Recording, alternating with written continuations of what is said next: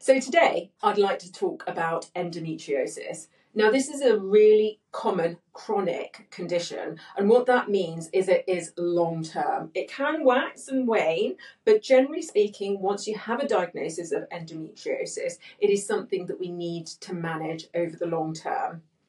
So let's start from the beginning. What actually is endometriosis? Well, at its very basic level, it is the tissue that we generally find lining the womb, very specifically, but found in other places. And the most common places that we find it are in the ovaries or around, next to and behind the womb itself. So that's what we're actually looking for. But let's be honest, nobody actually comes to us with those problems as symptoms. So what do patients come with? What kind of symptoms can you expect with endometriosis? Common symptoms of endometriosis range from pain just before or in the lead up to the period, and in fact pain that's relieved by having a period. You may also experience pain during intercourse, deep intercourse usually, and potentially pain on opening your bowels or urinating. Generally speaking, women with endometriosis actually experience the pain in the second half of their cycle, and it crescendos right up to the day of the period itself. And during that time, you may also experience such symptoms such as bloating or, in fact, mood changes. So there's a massive variety in what type of symptom you experience and also the severity. And remember, that can vary from cycle to cycle.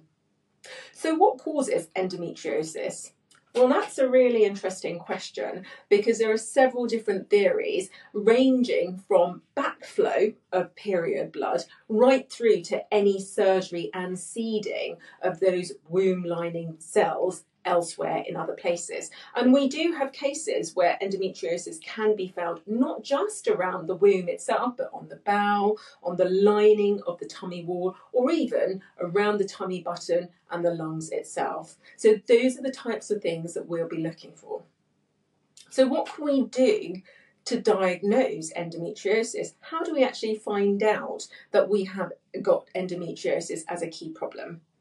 Well, there are several different things. Firstly, I'll always assess you by finding out a bit more about your medical history, when you're getting your symptoms, what relieves your symptoms, what makes them worse, and how you're managing them at the moment. So that's the most basic form of fact finding that we'll always do in our initial meeting.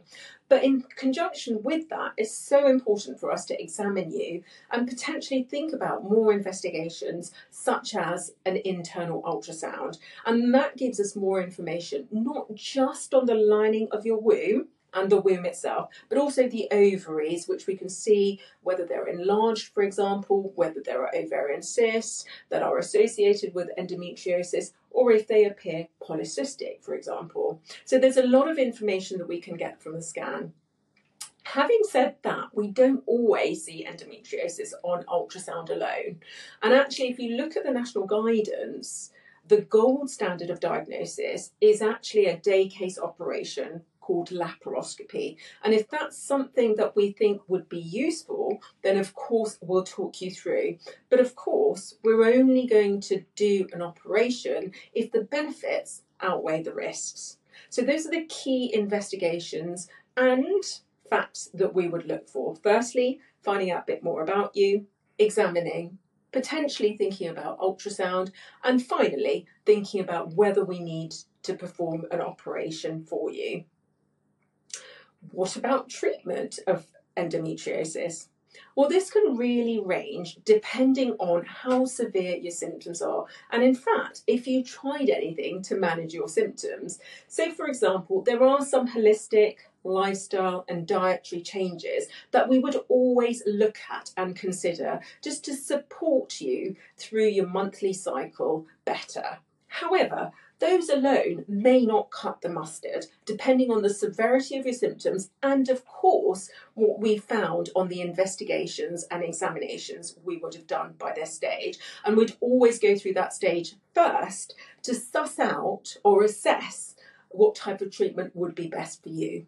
And that can range from simple pain relief to whether we look at hormonal treatments ranging from the pill or the Mirena coil, or actually, if we're thinking about a day case operation, whether we can surgically treat your symptoms. Things we'd consider in conjunction with how severe your symptoms are, how severe the endometriosis is, are other features. For example, whether you are looking to become pregnant in the near future or not. So there are so many different factors that we will consider just to make sure that we develop an individualised care plan for you. And this is what we will talk you through at every stage, not just to diagnosis, but treatment. And of course, making sure that treatment is effective, or going back to the drawing board to see if we need to think about a different form of treatment. And it may be that we look at a different combination of treatments just to optimise your symptoms and the treatment that we need for your endometriosis. So I hope that's helpful. In summary, and just to remind you, endometriosis is a long-term, very common condition, but the degree that it can affect people varies, and it can vary from cycle to cycle. We do need to undertake investigations, and then we are able to formulate a treatment plan that's relevant and specific to your needs. Thank you very much.